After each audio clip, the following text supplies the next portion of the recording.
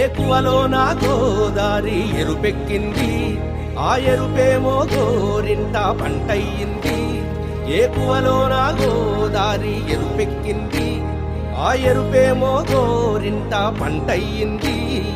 పండిన చేతికెన్నో సిగ్గులొచ్చి ఆహా సిగ్గంత చీర కట్టింది. చీరలో చందమామ ఎవరమ్మ, ఆ గుమ్మ సీతమ్మ. మధుర వదన నళిన నయన మనవి వినరా రామా.